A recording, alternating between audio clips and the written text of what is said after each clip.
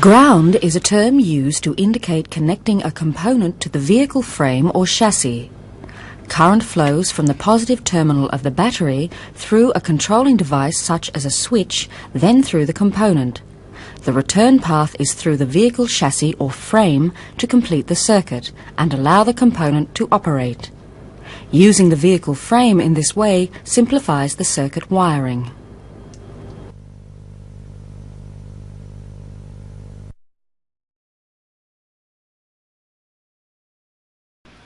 A tachometer is used to indicate engine RPM. It is normally connected to the negative terminal of the ignition coil. The pulses from the ignition primary circuit are then used as an input to operate the tachometer. At idle speed, the frequency of the pulse is steady. As the engine speed rises, the frequency of the pulse increases as the tachometer indicates. A tachometric relay uses the same input from the negative side of the ignition coil to ensure the relay operates only when the engine speed is above a specified minimum, say 350 RPM. In this case, it operates as a safety device, ensuring the fuel pump operates only when the engine speed exceeds this figure.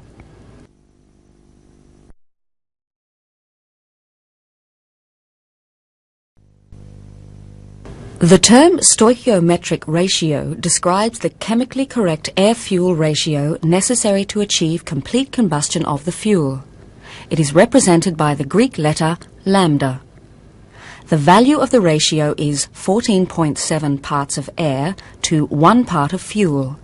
By mass, that's 14.7 kilograms of air to each kilogram of fuel.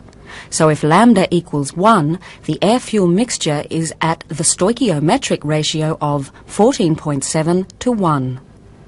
If an air-fuel mixture has a higher figure, say 1.03, there is more air in proportion to the fuel than 14.7 to 1, and the mixture is slightly lean. A mixture with a lower lambda value has less air, proportionately, than fuel, and the mixture is slightly rich. The exhaust gas oxygen sensor is also called the lambda sensor, since it can be used to maintain the air-fuel ratio at lambda equal to 1, within very close limits. It can be installed in the exhaust manifold, where it measures the percentage of oxygen in the exhaust gases. A high percentage of oxygen may mean too little fuel is entering the engine, the mixture is too lean, and the lambda is greater than 1. The sensor delivers this information to the ECU, which adjusts the mixture accordingly. Similarly, a low percentage of oxygen may indicate too much fuel is entering the engine, the mixture is too rich, and the lambda is less than 1.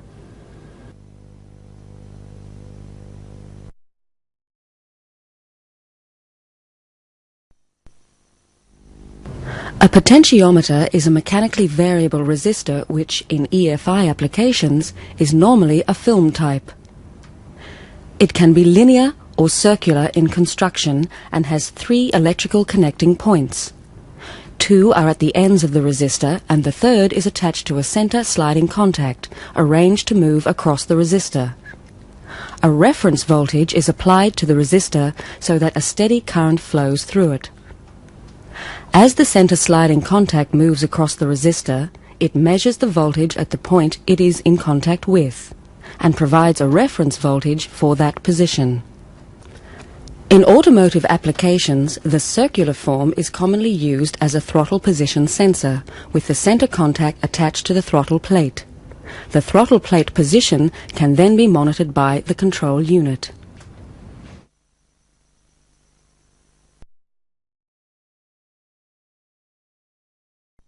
The density of air is its mass per unit volume. This means a volume of air at high density has a higher mass than the same volume at low density.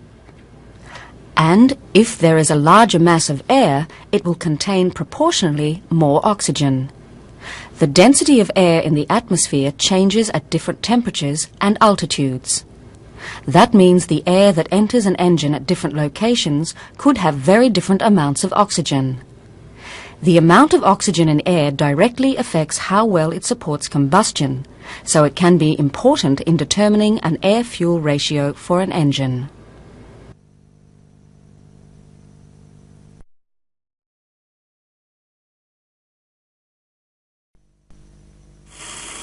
Pressure and vacuum are terms in everyday use in the automotive industry. Manufacturers recommend a pressure to which tyres need to be inflated, and manifold vacuum is used to operate a brake booster. Gases exert pressure on all bodies they make contact with. This applies also to the air in Earth's atmosphere. Air has mass, and as a result it exerts pressure, called atmospheric pressure, not only on the Earth's surface, but also on all objects on the Earth's surface. Atmospheric pressure varies with altitude, but at sea level it is calculated as 101.3 kilonewtons per square metre, or 101.3 kilopascals. But if this is so, why does a pressure gauge read 0 when it is not in use? This is because the gauge indicates pressure above atmospheric pressure only. This reading is called gauge pressure. If absolute pressure was needed, an absolute pressure gauge would be needed, and it would read 101.3 kilopascals when not in use. Absolute pressure equals gauge pressure plus atmospheric pressure. Readings on an oil pressure gauge or on a tyre gauge should really have 101.3 kilopascals added to them. It is normal practice, however, for the gauge reading alone to be taken as the accepted value. If pressure being measured is below atmospheric, a pressure gauge with its 0 reading is of no value. This is why, for pressures below atmospheric, as in a manifold vacuum or depression, a vacuum gauge is normally used. In a petrol engine, the position of the throttle plate controls the volume of air, or air-fuel mixture, entering the manifold. At idle speed, the pistons draw air away from the manifold at a faster rate than it can pass the throttle plate into the manifold. A high vacuum, or a depression, exists. At wide open throttle, depending on load, the vacuum is much less, and pressure in the manifold rises, closer to atmospheric. A vacuum gauge can be calibrated in millimeters of mercury, and the scale reads from 0 to 760. The scale is derived from the fact that atmospheric pressure supports a column of mercury 760 millimeters high. This glass tube, closed at one end, is filled with mercury, then inverted in a bowl of mercury. The column of mercury in the tube falls to about 760 millimeters. The space above the mercury is a vacuum, and the atmospheric pressure on the exposed surface of the mercury supports the column. At sea level, atmospheric pressure supports a column of mercury 760 millimeters. But at higher altitude, its height falls, which indicates that atmospheric pressure at that altitude is less. A scale of 0 to 760 millimeters can thus be used to indicate the degree of vacuum or depression that exists below atmospheric pressure. At idle speeds, a vacuum gauge connected to the intake manifold will indicate a reading of approximately 450 to 500 millimeters of mercury, depending on altitude. Some engine management systems signal changes in atmospheric pressure by using a barometric pressure sensor in the ECU. This is because, above sea level, air pressure is reduced. So to maintain correct air-fuel ratio, a vehicle has to reduce the amount of fuel delivered to the engine.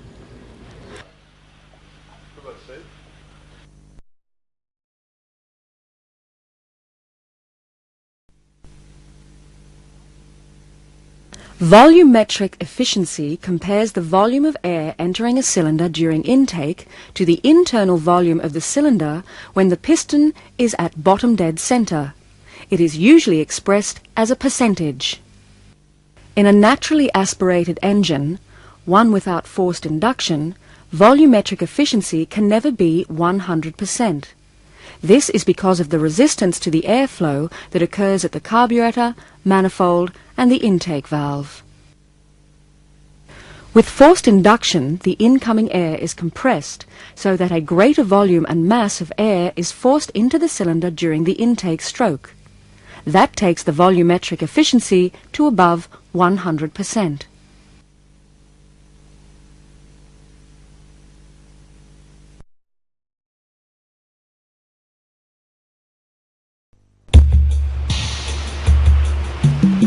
This section examines basic principles of electronic fuel injection.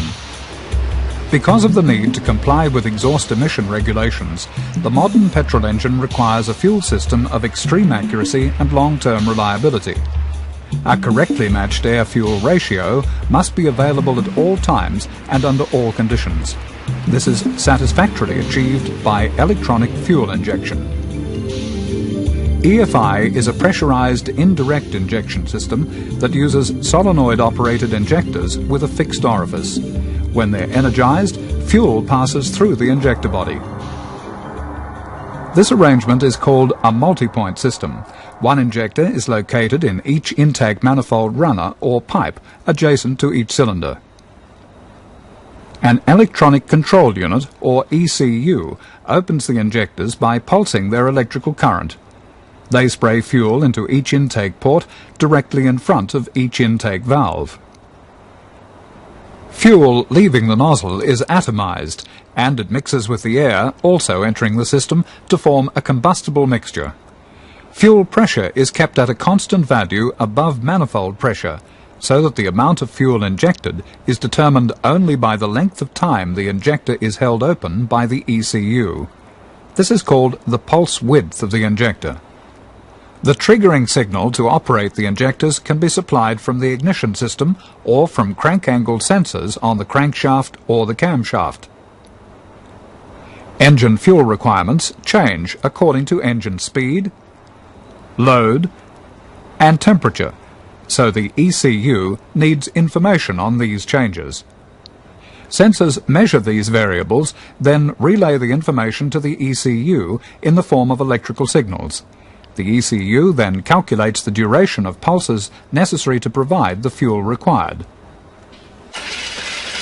Extra fuel required during cold starting can be supplied by increasing the number of injection pulses, or by fitting a separate cold start injector that operates independently of the main injectors when the engine is cranking.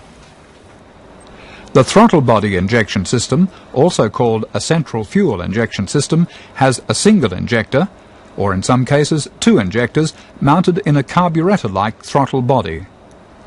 The throttle body assembly is fitted to the flange of the intake manifold, and the fuel is sprayed into the intake air entering the manifold.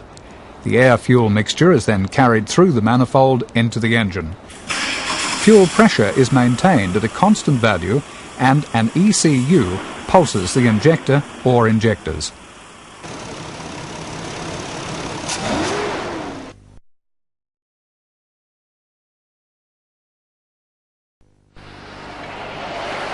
This section examines petrol fuel. Petroleum or crude oil is taken out of the ground as a mix of impurities and highly flammable compounds of hydrogen and carbon, called hydrocarbons. It is processed into many products, including petrol and diesel fuel. Petrol is used in different forms in different engines. It is very volatile, mixing easily with air to form gas or vapour. The more effectively liquid petrol is changed into vapour, the more efficiently it burns in the engine, so high volatility is desirable.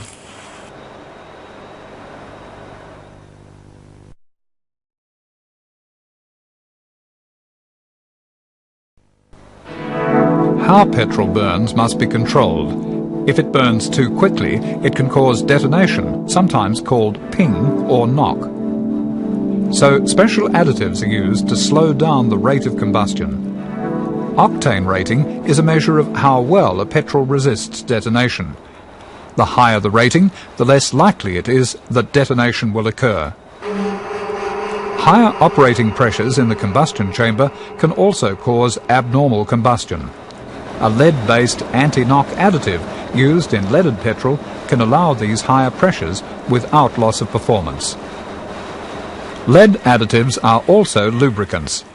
In high compression engines, lead compounds coat valve faces and seats and help prevent wear. Leaded petrol is used in older cars that have few or no emission controls. It should never be used in engines designed for unleaded fuel.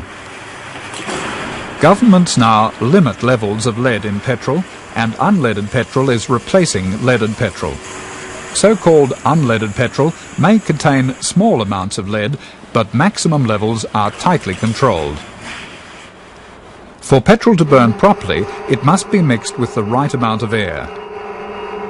For a petrol engine, the air-fuel ratio by mass is about 15 to 1. By volume, it's about 11,000 to 1. Not much petrol, but lots of air. A lean air-fuel mixture has more air in proportion to the amount of fuel. A slightly lean mixture gives good fuel economy and low exhaust emissions, suitable for cruising conditions. A mixture that's too lean can make an engine run roughly and overheat. A rich air-fuel mixture has less air in proportion to the amount of fuel.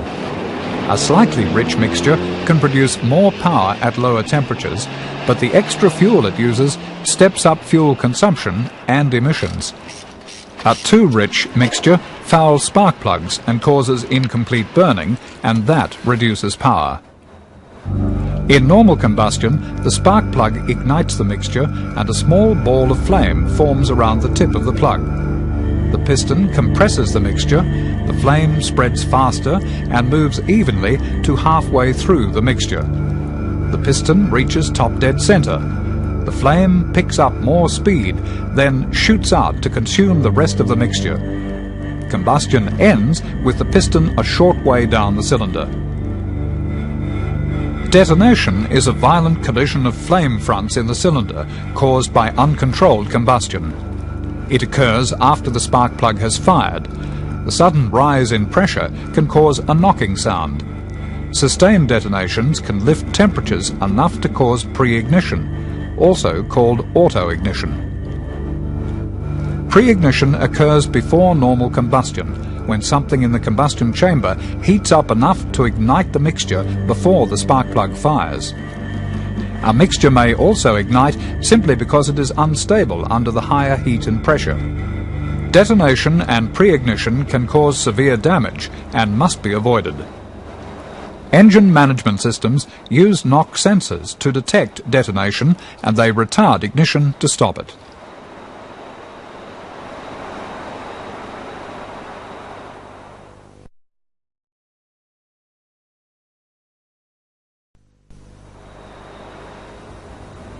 This section examines the air supply. In multi-point injection systems, the air required for the combustion of the fuel is led from the air filter through the throttle valve and into the common manifold or plenum chamber. From here, individual intake runners or pipes branch off to each cylinder. All of these pipes are of equal length. The design of the intake system determines how large an air mass can be drawn into a cylinder at any given engine RPM. This is where most advantage can be taken of electronic fuel injection, since it can achieve exactly uniform distribution of the air delivered to the cylinders. With unobstructed passages to each cylinder, the cylinder fills with air as efficiently as possible. The breathing of the engine, or its volumetric efficiency, is improved. The more air crammed into the cylinder, the denser the air-fuel mixture when ignition occurs. This increases the thrust on the piston and increases engine power output too. The temperature of the air influences how dense the air-fuel mixture will be. Cold air is denser than hot air, so it has a greater mass in any given volume. This is why, on most intake systems, the air entry to the intake is away from engine heat, to ensure the entry of cool air. Since the manifold carries air only, it doesn't need to be heated by coolant. Filtered air arrives at the intake port as cold and dense as possible, ready for mixing with the fuel from the injector.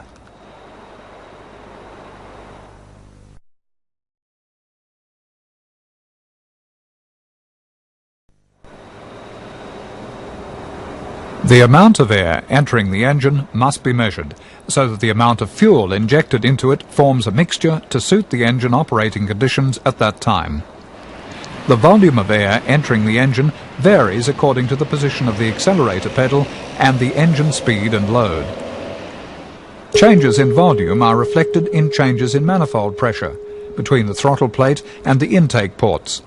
When the pistons draw air away from the manifold more quickly than air can pass the throttle plate into it, the pressure in the manifold falls. At idle speeds, this pressure is low. A high depression or a vacuum exists. As the throttle plate opens, the pressure approaches that of the atmosphere. The depression or vacuum tends to fall in value. Devices measuring air entering the engine send a varying electrical signal to the ECU. The signal can be a measure of the volume of air or of the manifold pressure. In both cases, this information is combined with the engine speed signal to provide the basic setting for the injector pulse width. An airflow meter measures the volume of filtered air entering the engine. It can be mounted on the air filter casing or close by. All air entering the intake flows through the meter, then through a sealed flexible hose or duct to the throttle body, then enters the engine. Vane-type airflow meters have a spring-loaded vane or flap, which deflects according to how much air enters. The electrical signal to the ECU varies with this deflection, as contacts attached to the vane move across a potentiometer. The intake system must be airtight, with no leaks downstream of the meter, otherwise inaccurate signals will be sent to the ECU.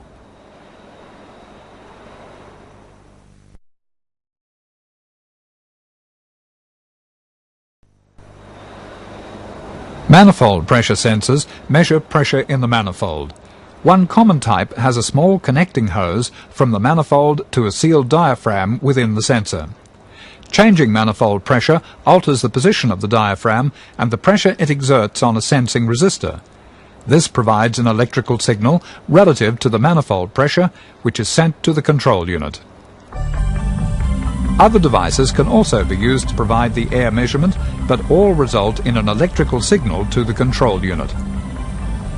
Variations in air density, according to temperature, are measured by the air intake temperature sensor. It's installed in the main passageway protruding into the airstream. During cold starting, the engine needs extra fuel and extra air also to provide a suitable mixture and increase idle speed. When the engine is cold, an auxiliary air valve lets air bypass the throttle plate. As the engine warms up, the valve gradually closes. This keeps idle speed fairly close to the basic setting of the idle speed adjusting screw, which is on the throttle body. Another method uses an idle speed control valve with the bypass passageway controlled by the ECU. The passageway is varied for cold starting and if the engine has extra loads, such as headlights or air conditioning. A predetermined programmed idle speed can thus be maintained. Variable inertia manifolds can vary the effective manifold length in 2 or 3 stages to extend the torque curve over a wider RPM range. Generally, long intake pipes improve cylinder filling and therefore engine torque at lower engine RPM. Shorter pipes improve cylinder filling at higher RPM. Cylinder filling can also be improved by using engine-driven supercharging and by turbocharging. In throttle body systems, the air supply is led from the air filter into the central throttle body system.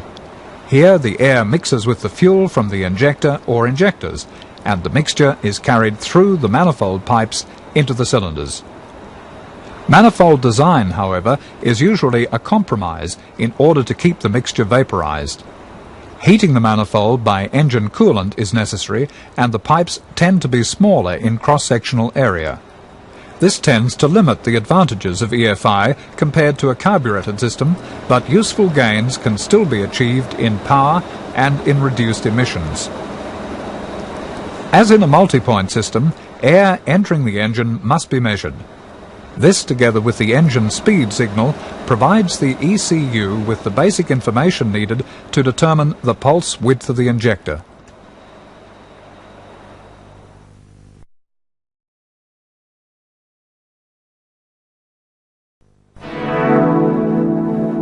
This section examines the fuel supply system. The purpose of any fuel supply system is to deliver fuel to the engine in a form in which it can mix with air to form a combustible mixture. The fuel must be finely atomized to mix with the air. This is why injection systems deliver the fuel under pressure. The EFI system is a circulation system. Fuel is drawn from the tank by a fuel pump and delivered to solenoid-operated injection valves. Fuel pressure at the valves is maintained by a fuel pressure regulator, and excess fuel flows back to the tank through a return line. The fuel filter is directional.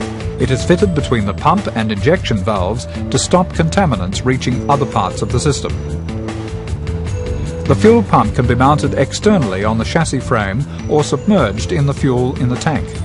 It is electrically operated and electronically controlled. It is driven by a permanent magnet electric motor, a sealed unit integral with the pump. Fuel flows through the pump and around the electric motor when it is running. There is never an ignitable mixture inside the pump housing, so there is no danger of explosion. The pump delivers more fuel than the maximum requirement of the engine, so pressure in the fuel circulation system is maintained at all times. A fuel pressure regulator maintains fuel pressure between the pump and the injectors.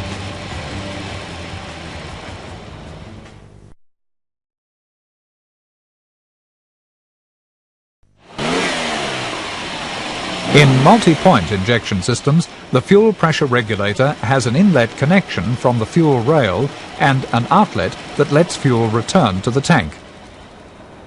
A control diaphragm and pressure spring determines the exposed opening of the outlet and the amount of fuel that can return.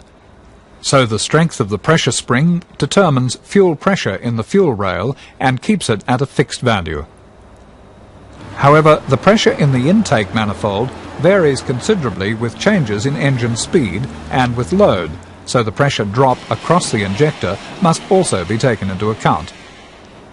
For any injection duration, if fuel is held at constant pressure, then as manifold pressure varies, so does the amount of fuel delivered. That means fuel pressure must be held constant above manifold pressure. This is done by sealing the spring housing of the pressure regulator and letting it sense manifold pressure via a connecting hose. Then, when the manifold pressure alters, so does the fuel pressure. When manifold pressure is low, as at idling, fuel pressure is low. As manifold pressure rises towards open throttle, so does fuel pressure. Since the injectors are all subjected to the same pressure, they all inject an equal amount of fuel. The quantity of fuel delivered is thus controlled very accurately by the pulse width of the injector. Manifold pressure sensing is not required in throttle body systems, as the injection occurs above the throttle plate at atmospheric pressure. So fuel pressure is determined by the force of the regulator spring acting on the diaphragm. The injectors are sealed into the manifold by O-rings that prevent air entering at that point. The O-rings, together with plastic caps on the injector nozzles, also act as a barrier to heat being transferred to the injector body. For a short time after an engine is switched off, engine temperature keeps rising, and that can cause excessive vapor in the fuel lines. This pump stops this with a non-return valve on its outlet, which maintains the pressure in the fuel line during that short time. This pressure will decay over about 20 to 30 minutes, but it ensures effective hot starting characteristics. When the engine is running, the circulation of fuel ensures cool fuel is being delivered at all times, and vapor formation is prevented. The pump control circuit normally allows the pump to operate for a few seconds only when the ignition is switched on, and thereafter during cranking. and when the engine is running above a specified minimum RPM.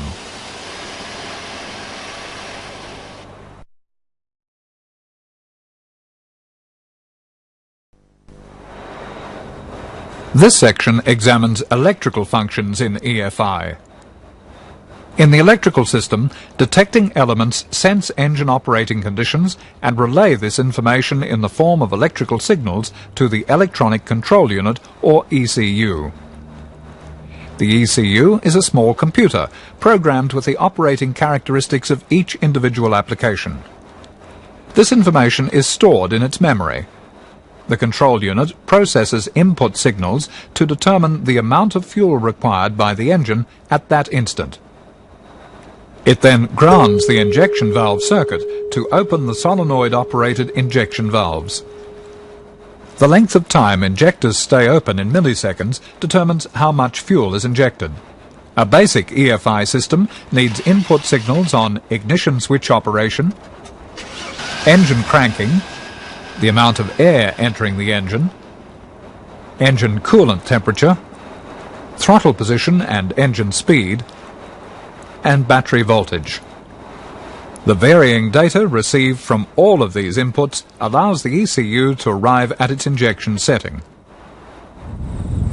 This vehicle began from a cold start and has been running only a short time. It is now operating in top gear with a light throttle only. What influences its fuel requirements? A relatively small volume of air is entering the engine. The throttle position is associated with economy or cruising conditions. Engine speed is in the low to mid-range. Coolant temperature is still below normal. These factors combined produce a fuel setting. It is less than if the throttle were opened suddenly for acceleration or to overcome increased load. However, it is more than it would be if coolant temperature were at its normal level. The varying signals can be supplied by variable resistors, by switch contacts, by voltage pulses from the ignition system, or by sensors.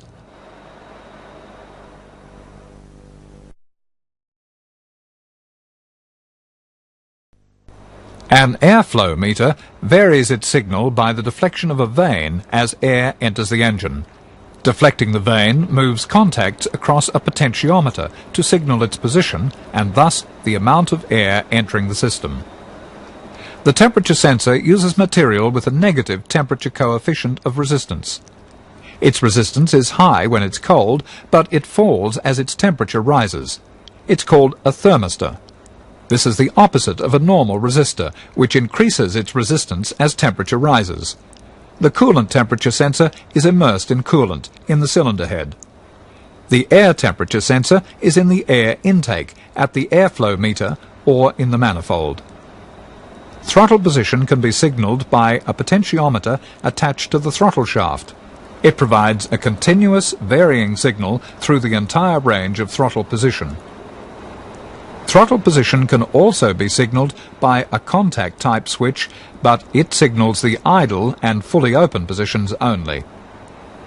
Engine speed can be detected by a connection from the ignition system primary circuit or by a pulse generator-type sensor on the crankshaft. The pulses are computed by the control unit into an engine RPM figure. They can also be used to trigger the injectors.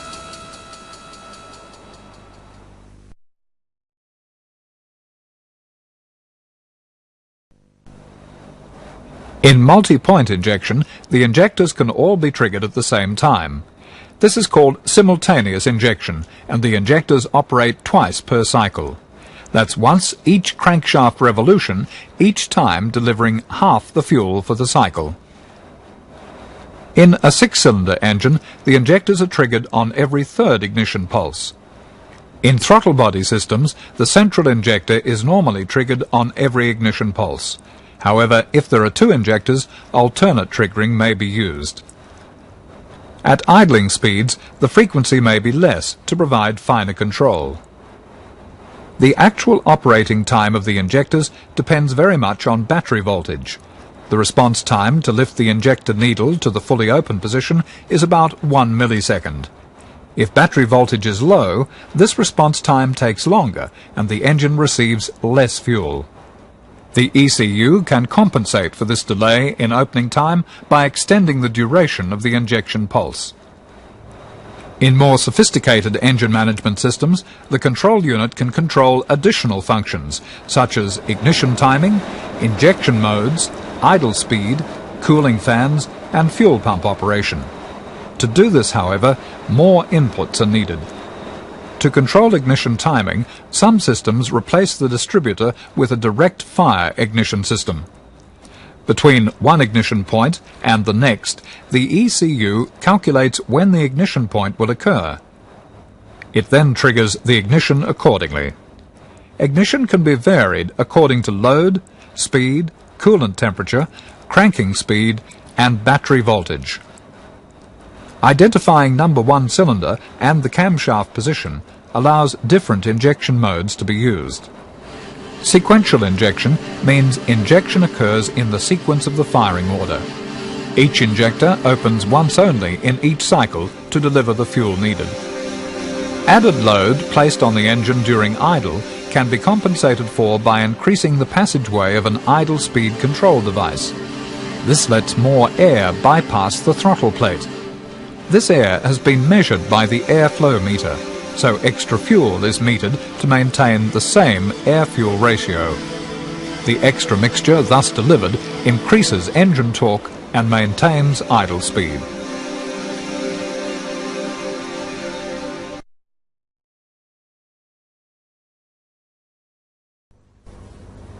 This is a simplified wiring diagram for an EFI application. The battery is grounded to the vehicle frame at the negative terminal. Its positive terminal is connected to a tachometric relay and to the ignition switch. A connecting wire runs from the tachometric relay to the positive terminal on the fuel pump. A fuse in the connecting wire protects the circuit. The fuel pump circuit is completed by grounding the fuel pump negative terminal to the frame of the vehicle. When the fuel pump operates, current flows from the battery to the pump.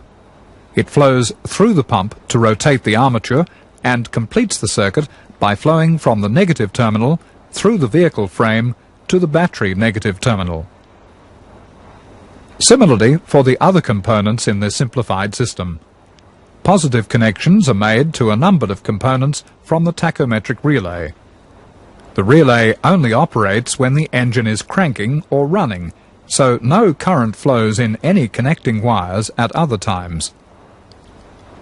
Identification of the sensors and their inputs allows easier identification of the wiring diagram for any given system. Follow the circuit for each component from the battery positive terminal and trace its path back to the negative terminal. Components are earthed either through the vehicle frame or the ECU.